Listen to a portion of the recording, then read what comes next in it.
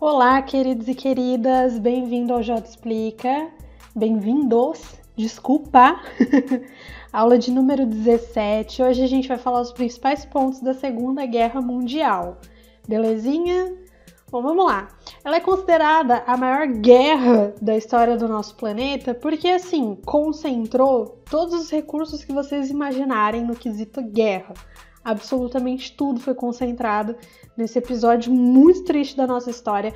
Tá aqui na tela, 70 milhões de pessoas morreram, mas assim, há divergências, porque algumas fontes falam pra gente que foi 50 milhões, outras dizem 80, outras 60, então, né, a gente coloca os 70 milhões aí porque a maioria das fontes relatam esse número, mas há divergências, né? Independente de ser 50, independente de ser 50, 60, 70, foi muita gente, né? Foi muita gente, muito triste.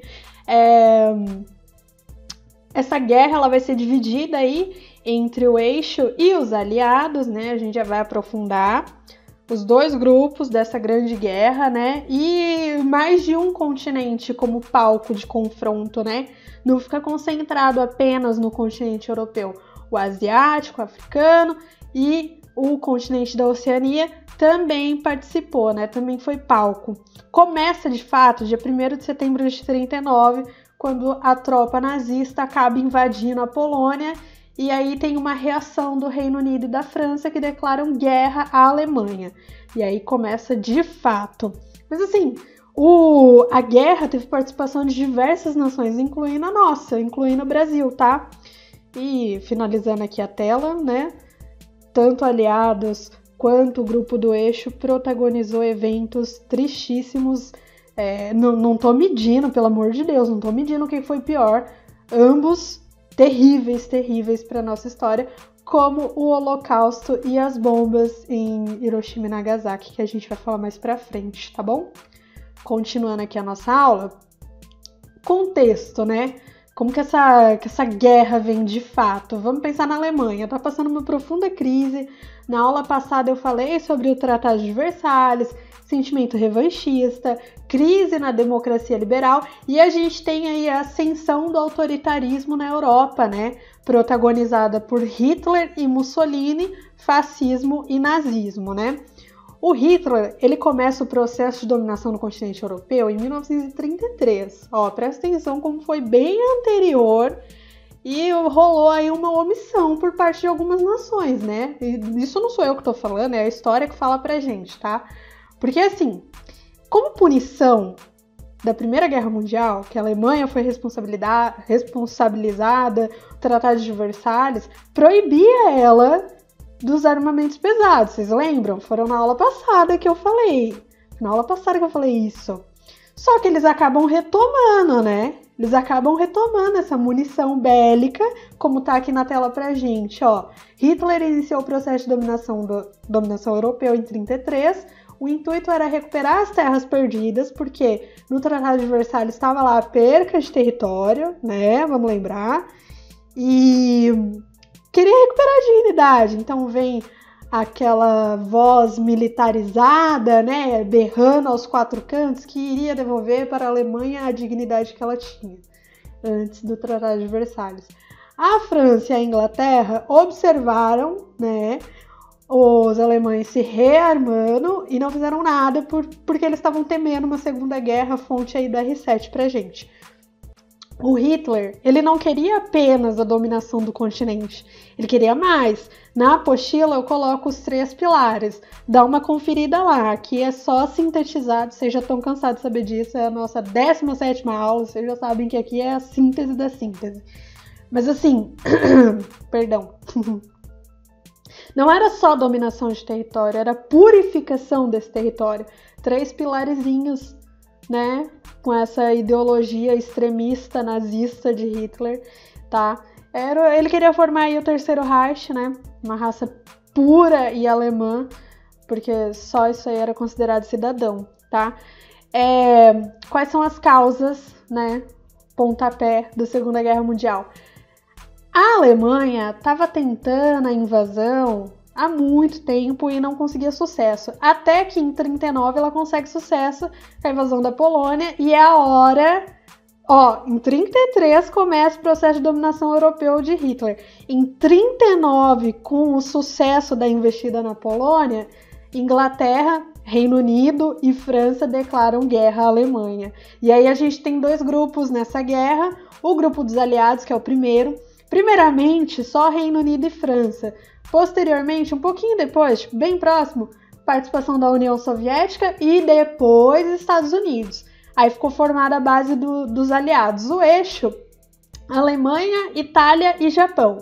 Esses dois grupos vão guerrear ao longo desses anos aqui, dessas lástimas, né, em guerra aqui. Durante a guerra, a gente tem participação de outros países adentrando a esses dois grupos. Nos aliados, quem acaba participando? Canadá, Brasil, Austrália, China e Holanda. A China é importantíssima para a vitória dos aliados aqui, tá? Já no lado do eixo, quem acaba entrando com o passar dos anos?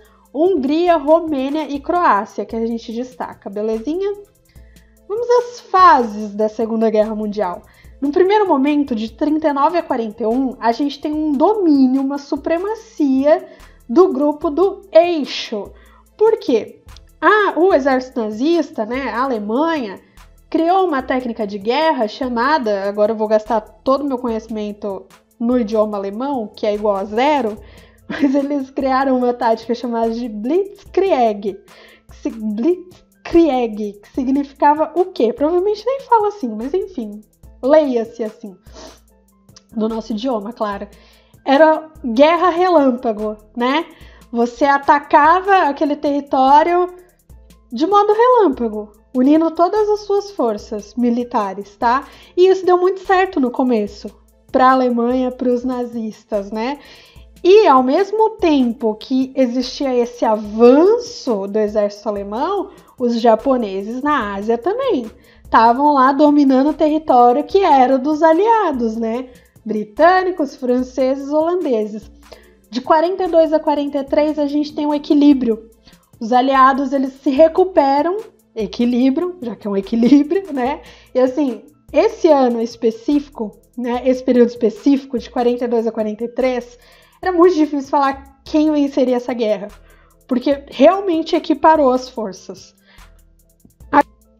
Agora, de 44 a 45, deu ruim pro eixo, né? Porque assim, muito tempo com a mesma tática, uma hora os outros iam se adaptar. E como eu disse, aqui a gente tem duas coisas pontuais. A China participando com os aliados e Mussolini sendo deposto e a Itália se retirando da guerra, porque ela se retira em 43, né? Então enfraquece. E aí de 44 a 45 fica a Alemanha e Japão brigando com todo mundo. Claro, teve outros países que participaram com o eixo, sim, mas que investiam força pesada mesmo do lado de lá, eram só esses dois e eles estavam acumulando diversas derrotas e ambos os países entram em colapso financeiro, né, político e até da força humana mesmo. Se você pegar no final da guerra, o exército, que é aqui, né, 44, 45, o exército alemão estava mandando idosos e crianças para as trincheiras. Trincheiras é modo de dizer, né, enfim, continuando aqui. Batalha de Stalingrado, o grande erro de Hitler, o maior erro, o que definiu que ele perderia a guerra. O que aconteceu?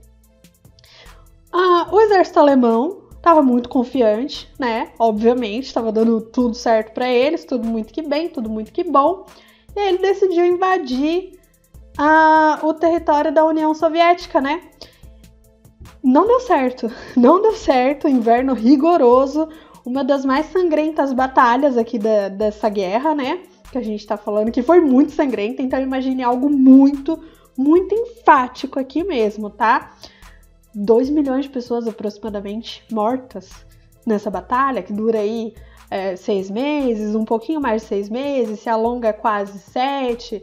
Os alemães fracassam, são derrotados, eles não estão com recurso, o dinheirinho tá acabando, né? Como que você continua lutando com os soviéticos, o Exército Vermelho, temido Exército Vermelho? Vamos lembrar que quem derrota a Alemanha é a União Soviética. As derrotas da Alemanha, obviamente, enfraqueciam cada vez mais os países do eixo, né? E aí, com esse acúmulo de inúmeras perdas na guerra, igual tá na nossa telinha aqui pra gente acompanhar, né? Viu? Vai aumentar sua crise. Crise política, crise econômica, né? Crise de apoio. Acabei de falar que a Itália se retira da guerra, né? Então você vai perdendo apoio. E aí você ainda tenta uma investida que deu ruim, muito ruim. Matou aí mais de 2 milhões de pessoas. Pelo amor de Deus. Então, o exército alemão, ele não para em Stalingrado. É a grande derrota. Hitler perde totalmente ali a técnica de guerra que ele tinha até agora, né? Fica perdido. Aí passa uns aninhos, tenta invadir a França e a Bélgica, que não tem sucesso. Então aqui 2 erros pontuais, mas o primeiro é mais grave. Porque o segundo já estava mais na cara que os aliados conseguiriam vencer, sabe? Stalingrado não estava na cara não, até acontecer. Continuando aqui, agora vamos falar de Japão e Estados Unidos, que são um capítulo à parte, né? Essa guerra travada entre Japão e Estados Unidos, no vestibular ela pode aparecer como Guerra na Ásia ou Guerra do Pacífico, tá? Tem início em 1941, quando o Japão ataca uma base naval no Havaí dos Estados Unidos, tá? A base tá na tela, porque eu tenho dificuldade em falar esse trava-língua. Vamos lá! Os Estados Unidos declarou guerra ao Japão, depois que atacaram a base naval deles, né? Acabei de falar aqui, acabei de citar pra gente. E aí você tem batalhas como a de Midway, não vou falar os nomes, tá na tela. 3 batalhas e elas ocorrem de 42 a 43. Japão ataca Estados Unidos em 41. Estados Unidos devolve em 42 e 43. Gente, os Estados Unidos quase acabou de vez com o Japão. Quase custou o território inteiro do Japão. Já não é muito grande, mas enfim, pensem, tá? Só que assim, os japoneses não se rendiam. Não se rendiam, eles continuavam lutando com o Japão e atacando o Sudeste Asiático também, ao mesmo tempo. Avançando a história, né? Avançando aqui os nossos capítulos, os nazistas são rendidos e aí a gente tem o Tratado de Potsdam, né? Potsdam, whatever, tá na tela, em 45. Mesmo com esse tratado, os japoneses não se renderam. E aí a gente vai ter um capítulo muito triste, que é Hiroshima e Nagasaki, né? Um ataque massivo, destrutivo, cara, horrível mesmo. É o período, assim, que você mais se lamenta. Não é, porque assim, já tinha rolado um tratado, teoricamente, você já estava caminhando ali para o fim da guerra, um ataque desse, 2 bombas atômicas, era realmente necessário? Tem historiadores que escrevem sobre, né? E, inclusive, eu coloquei na apostila que a visão desse ataque não foi um ataque dos Estados Unidos para o Japão, mas sim um aviso dos Estados Unidos para a União Soviética. Porque a União Soviética que derrotou os alemães. E os Estados Unidos que derrotou os japoneses, né?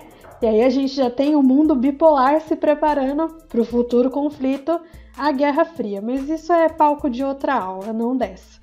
Vamos destacar o Holocausto, obviamente, né? Holocausto é uma palavra de origem grega, que significa sacrifício pelo fogo, né? Bom, foi uma perseguição e extermínio organizado e patrocinado pelo governo nazista. Aproximadamente aí 6 milhões de judeus, né? Matando, perseguindo, destruindo a vida. Não só de judeus, como olha os grupos aqui em roxinho para a gente ver quem Hitler e o seu sistema nazista, o seu governo nazista perseguiu. Ciganos, deficientes físicos e mentais, poloneses, russos,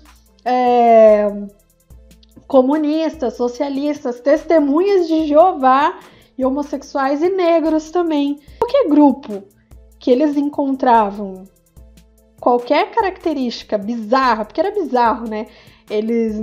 Os nazistas, no padrão de raça pura, eles mediam, por exemplo, o tamanho da orelha, né? Enfim, continuando aqui a nossa aula, né? Para vocês terem uma noção de como a população judaica foi afetada. Tipo, foi muito tenso. 1933, quando Hitler começa o seu processo de dominação no continente, né? A população judaica da Europa era composta aí por mais de 9 milhões de pessoas. 1945, ano final aí da guerra, os nazistas tinham assassinado o equivalente a 2 entre cada 3 judeus da Europa. Se isso não te faz refletir como essa comunidade foi atacada, eu não sei o que vai fazer você refletir. Porque eu até fiz uma pausa, porque eu escuto e eu não assimilo, sabe? Hoje, claro, né? Hoje, graças a Deus, com os olhos do presente, 2020, a gente olha pra isso e acha absurdo, né?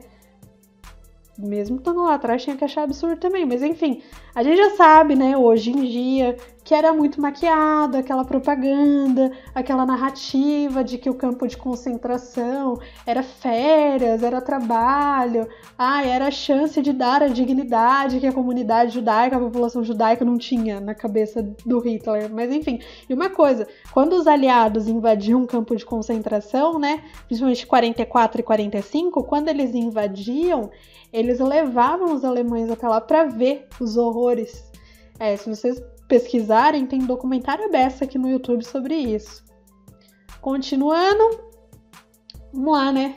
Com a vitória da União Soviética sobre a Alemanha, igual eu falei, e os Estados Unidos sobre o Japão, a gente tem a bipolarização, né? Que é o bipartismo. Você vai ter o mundo dividido em 2 grandes blocos. Aí você separa capitalismo, socialismo. Começa um novo confronto. Na apostila eu detalhei bonitinho primeiro a divisão das 4 zonas de controle da Alemanha, né? Depois essa bipolarização, né? Com 2 cabeças de chave, como Estados Unidos e a antiga União Soviética.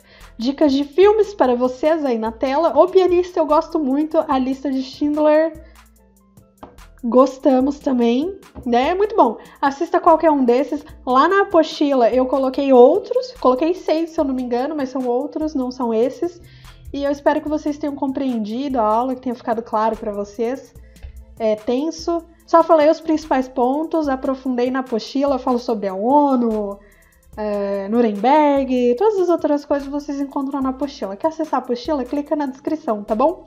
Se inscreva no canal, curta esse vídeo, me manda um oi, né? Participe do nosso grupo no Telegram e treine os exercícios da apostila, belezinha? Muito obrigada, moçada. Até a próxima. Espero que vocês tenham gostado. Dúvidas, sugestões, @jexplica, só me chamar. Tchau, tchau.